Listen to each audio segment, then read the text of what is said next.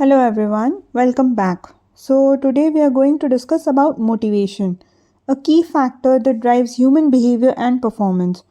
So what exactly is motivation?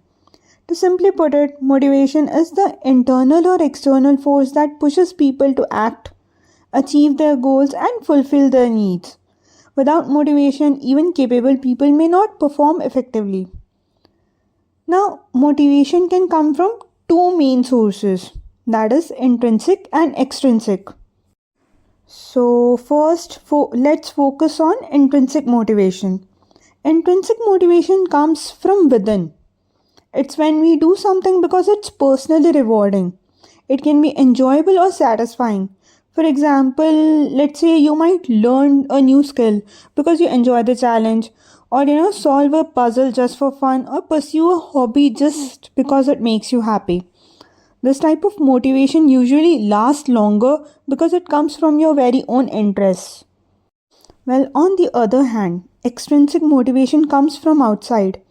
It's when we act, to earn a reward or avoid a punishment.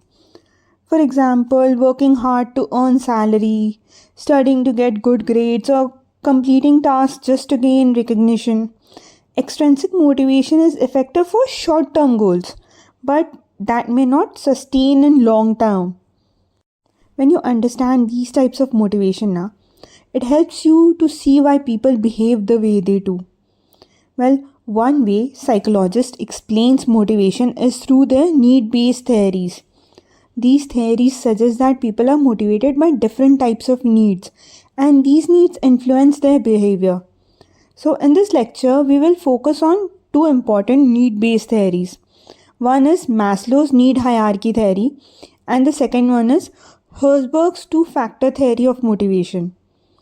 So we will start with Maslow and then move to the Herzberg so that you can understand how these theories explain what motivates people in life and at work.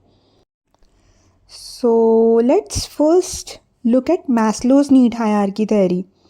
This theory was given by Abraham Maslow. He explains how human beings are motivated by different categories of needs. These needs are arranged in a hierarchy, moving step by step from the most basic survival requirements to the highest levels of growth.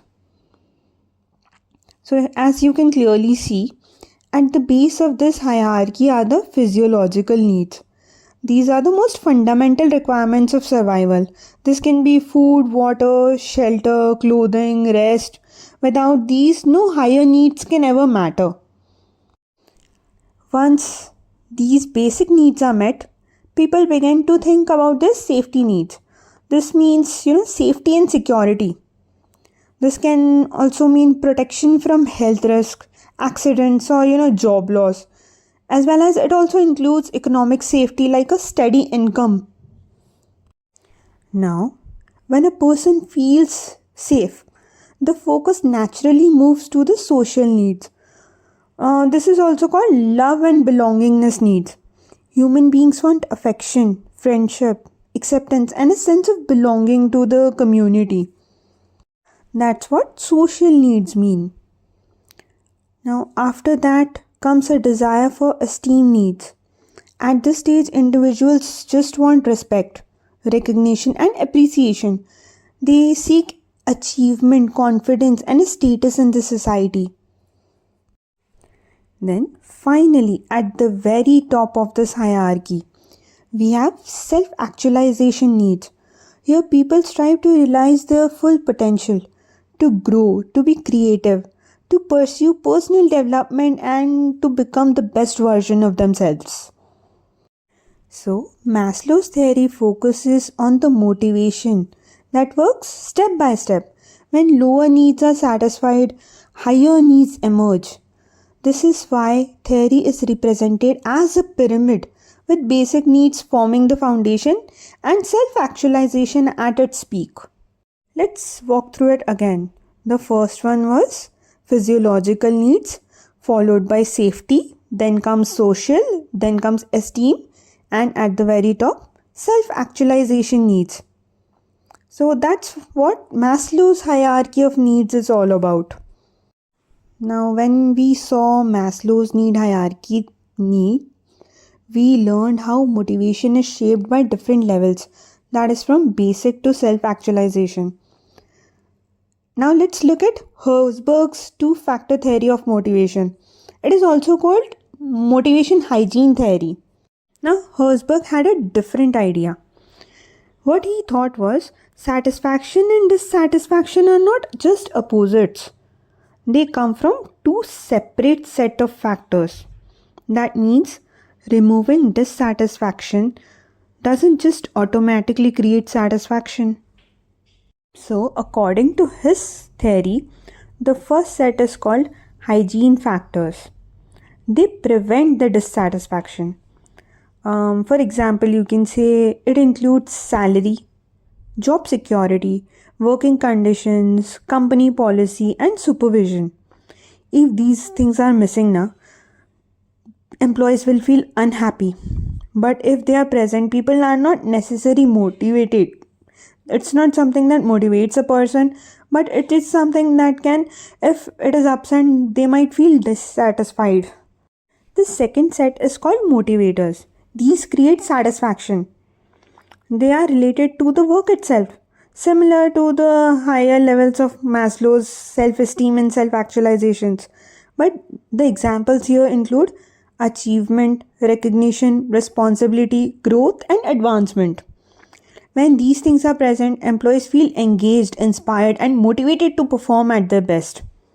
So, in short, we can say that hygiene factors and motivations are different. Hygiene factors prevent dissatisfaction, while motivators create satisfaction. Both must be managed to keep the employees motivated and happy at their work. So, to sum up, we can say that motivation is the driving force behind human behavior, and understand it helps us perform better and achieve our goals. We saw that motivation can come from within, that is intrinsic, or external rewards, that is extrinsic motivation. Both play important roles. Then we saw two need-based theories, that is Maslow's and Herzberg's. Herzberg's focuses on hygiene and motivators. The key takeaway we can say here is that motivation is not one size that fits all. To inspire action, whether in life or at work, we need to understand the different types of motivation and the needs that drive people. By combining this understanding and with practical application, we can create environments where people are engaged, satisfied, and motivated to work their best. So tell me down in the comment section, did you enjoy the video? Did you understand the needs factor theory? Thank you.